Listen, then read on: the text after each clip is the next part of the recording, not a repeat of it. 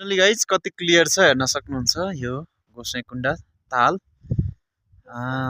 रसुवा माथि हेर्न सक्नुहुन्छ। त्यहाँबाट चाहिँ सूर्यकुण्डा जाने बाटो 3 घन्टा लाग्छ रे, हामी जान सक्दैनौँ।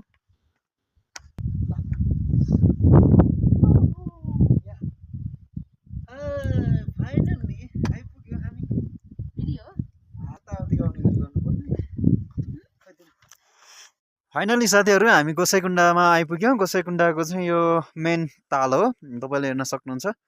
यहाँनिर चाहिँ गोसाइँकुण्डाको मेन ताल। अनि यहाँ चाहिँ तपाईँको अलि जुन कि पानी चाहिँ यहाँ सुकेको रहेछ। त्यसपछि सुकेर चाहिँ तपाईँको यहाँनिर पानी चाहिँ 2 भागमा बाँडेछ, पोखरी चाहिँ 2 भागमा बाँडेछ, तपाईँले हेर्न सक्नुहुन्छ। र हिमाल देख्न सक्नुहुन्छ तपाईँले त्यहाँनिर। हिमालबाट चाहिँ तपाईँको सलक्क लगाएर यहाँनिर बगेर आइरहेको छ। र सूर्यकुण्डा चाहिँ तपाईँको यहाँबाट चाहिँ तपाईँको 3 घन्टा लाग्छ अरे माथि होइन। हामी चाहिँ सूर्यकुण्डासम्म चाहिँ जान सकेनौँ, किनकि हाम्रो गन्तव्य भनेको चाहिँ अहिले गोसाइँकुण्डासम्मको हो। र हामी अब धुन्जेबाट हामी चाहिँ बिहान 6:30 बजी हिँडेको, हामी 4:30 बजी चाहिँ यहाँ आइपुग्यौँ।